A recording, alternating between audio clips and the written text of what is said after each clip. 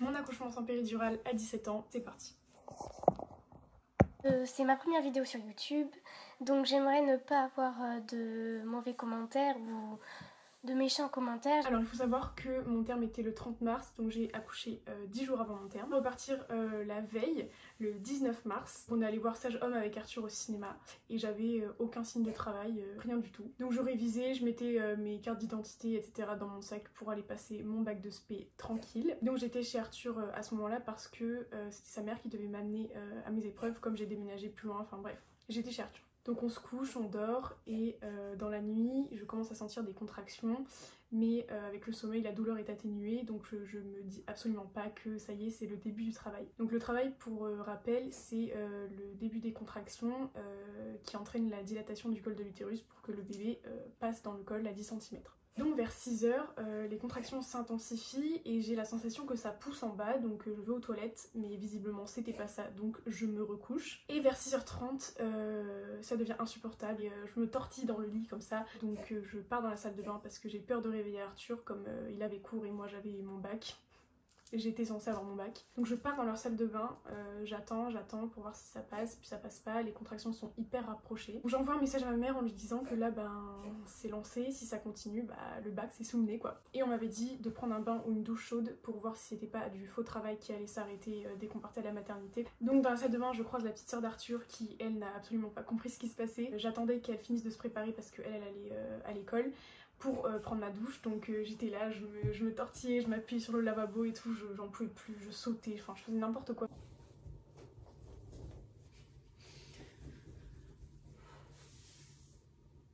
Pour essayer de calmer la douleur. Donc j'ai pris ma douche et comme vous l'avez deviné, les contractions ne se sont pas arrêtées. Donc je décide de réveiller Arthur à 8 h en lui disant mon ref c'est le moment quoi, tu plies tes affaires et on y va. Donc lui dans les vapes, pas content que je le réveille. Non mais il est 8 h, j'ai eu mon réveil à 8 h 10. Je lui dis non mais gros, je rigole pas là, tu fais tes affaires, on y va. Puis après, une fois qu'il a réalisé, il s'est mis dans son rôle d'assistant, hyper à l'écoute, donc c'était assez cool. Donc on appelle la clinique pour dire qu'on arrive et elles nous disent oui mais pour un premier bébé, faut pas venir tout de suite parce que le travail est quand même long, machin, essayez de rester chez vous le maximum de temps possible. Donc je regarde Arthur, je fais ok, bon on attend un peu. Puis 5 minutes après je lui dis non mais là c'est pas possible en fait, il faut qu'on y aille. Donc on rappelle en disant que c'est pas possible et que on arrive. Donc on a 35 minutes de route. Donc avant de partir j'arrive quand même à me coiffer, mettre du mascara parce que ici on vit pour les caméras. Et puis j'essaie de manger une pomme mais je la termine même pas, je l'ai laissée chez Arthur sur la table comme ça. Et on part donc vers 9 h.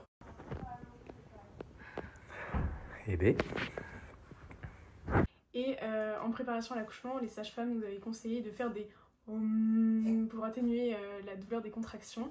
Donc on était comme deux cons dans la voiture comme ça à faire je me tenais comme ça parce que j'avais super mal. Arthur à côté qui était mort de rire avec la douleur. C'était pas des hommes que je faisais, c'était des hommes. Comme ça je hurlais de douleur, c'était une horreur. Donc on arrive à la clinique vers 9 h 40, le temps de trouver une place etc. Moi j'arrive en criant avec mon plaid, mon bas de pyjama. Elle m'installe sur la table pour examiner mon col et j'étais déjà ouverte à 6. 6 les gars, 6. C'est énorme, c'est allé super vite. Parce qu'en fait pour que le bébé puisse sortir, il faut que le col soit dilaté à 10. Et on part du principe que c'est environ 1 cm par heure que le col se dilate. Donc moi depuis 6 h 30 c'est allé extrêmement vite. Je pensais arriver là-bas et être à 3-4 comme la plupart des femmes. Moi je hurle sur la table avec les sages-femmes, on est toutes en train de faire parce que du coup elles m'accompagnent pour m'encourager. Et franchement vu de l'extérieur quand j'y repense c'est très drôle. J'aurais aimé être filmée à ce moment-là. Donc du coup on me demande pas si je veux la péridurale parce que forcément c'est trop tard. Et puis dans tous les cas je la voulais pas, je voulais accoucher sans péridurale. Et en me relevant de la table, je perds les os donc je l'ai pas du tout senti en même temps vu la douleur de mes contractions. Je ne pouvais sentir que mes contractions. Donc à ce moment-là on m'emmène en salle d'accouchement qui était vraiment à 2 pas.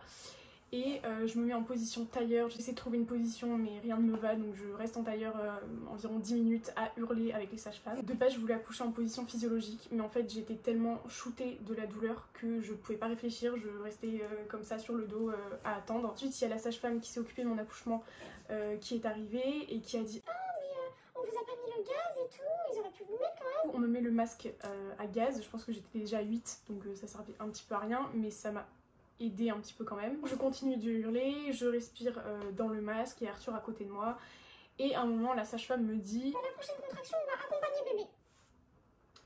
moi je suis avec mon masque comme ça, je me dis mais ça veut dire quoi ça, je pousse pas, donc dans le doute je pousse. Donc là je comprends que ça y est, l'accouchement commence, il va falloir que j'y aille quoi. Au début je poussais super mal parce que je me souvenais plus de comment on avait appris à pousser en préparation à l'accouchement. C'est Arthur qui m'a aidé à pousser, à me reconcentrer etc. D'ailleurs la sage-femme lui a dit Allez-y, aidez-la, elle pousse mieux quand vous lui parlez, etc. Continuez. Donc Arthur il se sentait plus, il était trop content. Et donc après 15-20 minutes de pousser, à 10h30, Lise naît. Moi j'ai eu une grosse déchirure, j'ai pas du tout senti la tête passer.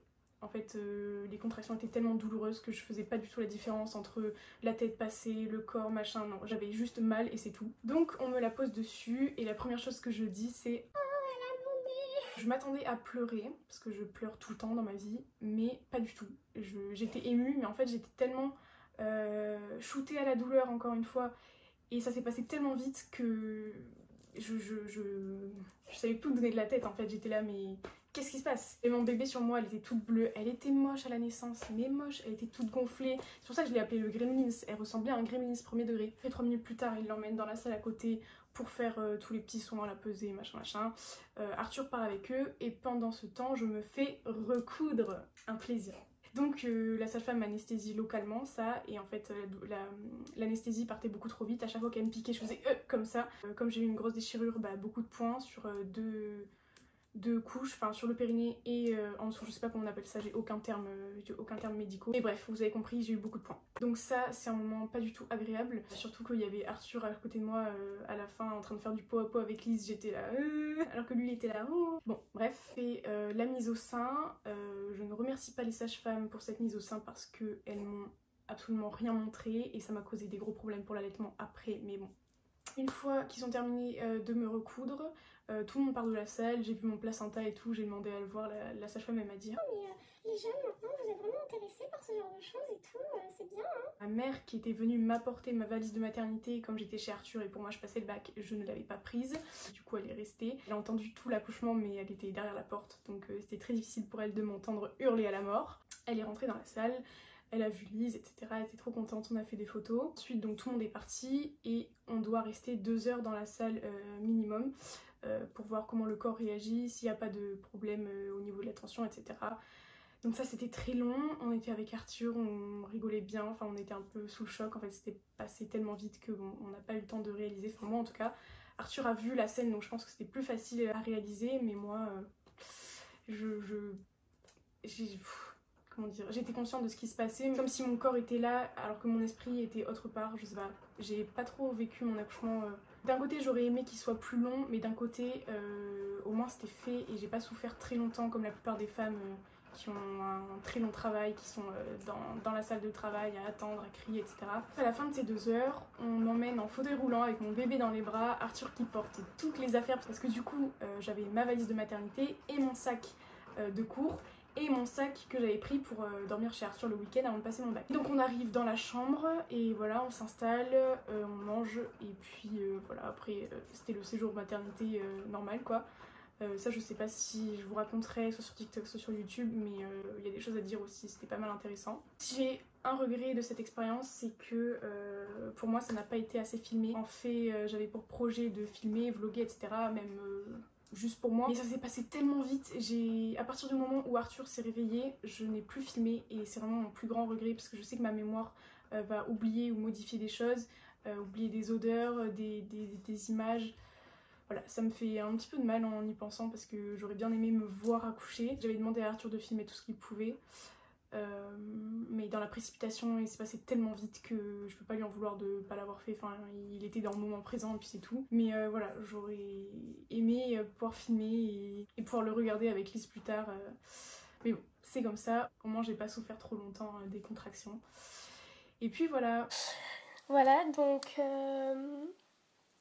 bah voilà. N'hésitez pas à vous abonner et me dire quel type de contenu, quel type de vidéo vous aimeriez sur cette chaîne parce que je me lance un peu dans l'inconnu. Les codes de YouTube, je les ai pas encore, donc si vous avez des remarques pertinentes, constructives, j'aimerais juste avoir des commentaires productifs, tout ça. n'hésitez pas à les laisser en commentaire. Au revoir.